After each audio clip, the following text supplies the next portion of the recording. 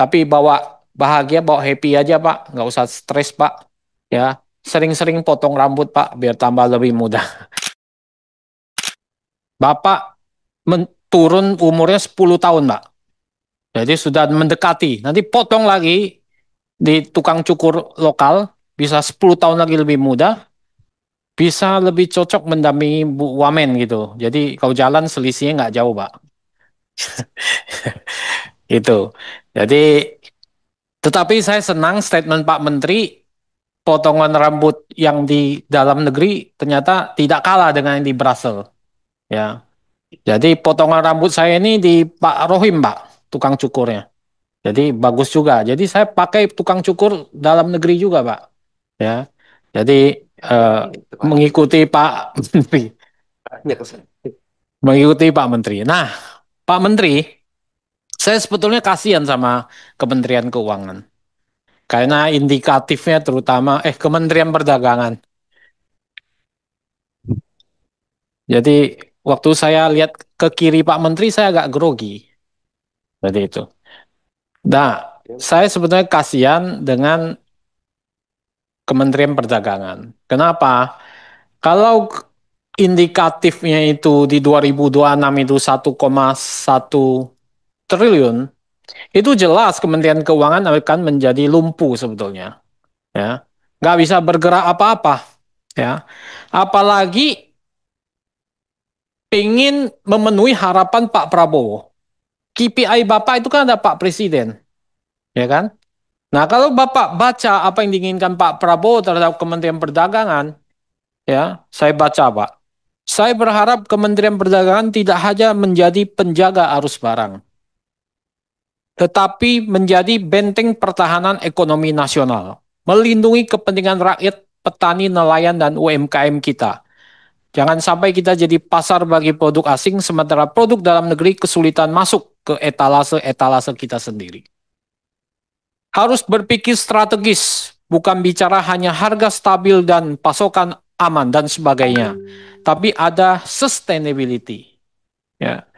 Kemudian saya ingin Kementerian Perdagangan menjadi lebih aktif militan dalam memperjuangkan kepentingan Indonesia di forum dagang internasional. Dan yang terakhir saya ingin birokrat perdagangan yang cepat, adaptif, dan pro pelaku usaha. Supaya UMKM bisa dilindungi, Pak Menteri. Jadi ini harapan Pak Menteri dari Pak Presiden Prabowo. Tetapi menjadi pertanyaan, bagaimana dengan 1,1 yang Bapak diturunkan anggarannya begitu besar, Bapak bisa memenuhi harapan Pak Prabowo? Itu menjadi pertanyaan. Nah, pertanyaan saya adalah, kalau tidak jauh anggaran ini didapat dari 1,1 triliun, fungsi apa yang mau dimainkan oleh Kementerian Perdagangan? Itu pertanyaan saya. Karena Bapak nggak bisa sekaligus menjaga stabilitas, melindungi UMKM, juga memperluas akses pasar. Nah, ini juga saya ingin nanti seperti apa nanti fungsi yang ingin dilakukan oleh Kementerian Perdagangan. Saya takutnya Kementerian Perdagangan bukan menjadi strategis prioritas lagi, Pak. Ya. Nah, ini ada apa, Pak?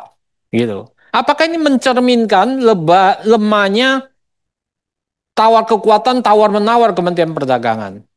Bapak ini lemah dalam tawar-menawar. Padahal Bapak ini orang penting, Pak. Gitu. Nah, saya minta nanti dalam proses tawar-menawar, Bapak harus lebih keras. Bapak sandingkan antara KPI-nya Pak Presiden dengan apa yang harus dilakukan dan anggaran. Gitu. Bapak bawa dasar itu.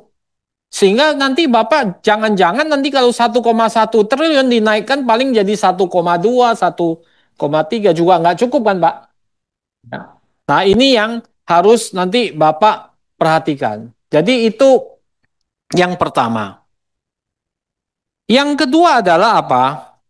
Bahwa salah satu tugas penting adalah pengamanan pasar dalam negeri, terutama melindungi UMKM. Betul kan, Pak? Ya. Nah, Pak Menteri, ini yang sekarang sedang terjadi, terutama di e-commerce. Saya terima banyak laporan, Pak. Para pemain seller di e-commerce ini, di Topet maupun di Shopee ini, sekarang ini komisi-komisi fee mereka ini dinaikkan secara drastis. Ini sehingga mereka sudah nggak bisa untung Pak. Ditambah lagi ada pajak tambahan 0,5%.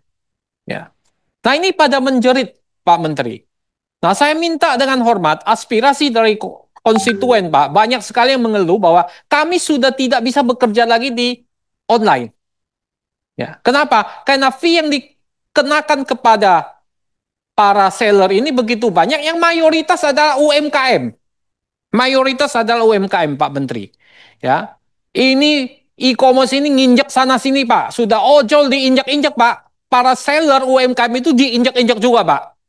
Supaya mendapatkan keuntungan sebesar-besarnya. Ini tidak sesuai dengan Pancasila Pak. Tidak sesuai dengan harapannya Pak Presiden Prabowo. Nah, saya minta Bapak segera merevisi bertindak, terutama dengan BPKN juga koordinasi. Karena ini membunuh UMKM, Pak.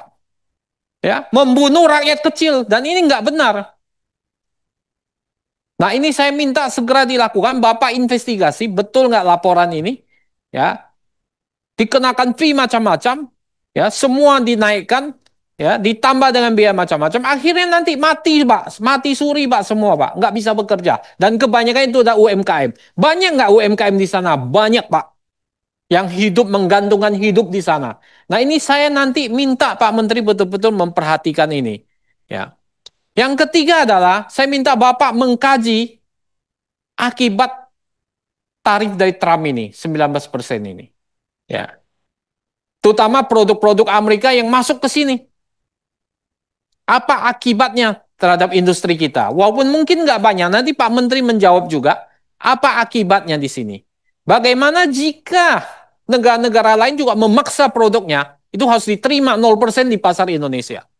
Nanti China juga akan bilang dong, kami 0% juga dong. Yang lain juga akan ngomong kami 0% supaya bisa menembus pasar Indonesia. Ini diperhitungkan nggak nanti? Ya. Karena perintah Pak Presiden adalah jelas tadi. Ya, harus lebih aktif dan militan. Militan. Saya nggak tahu keterlibatan Kementerian Keuangan Perdagangan itu seperti apa. Tapi saya minta Bapak nanti lebih keras, lebih vokal untuk menyuarakan ini. Nah, saya pikir 3 poin ini, ya, selamat bekerja Pak. Tantangan berat, ya, tapi bawa bahagia, bawa happy aja Pak. Nggak usah stres Pak. Ya, sering-sering potong rambut Pak, biar tambah lebih mudah.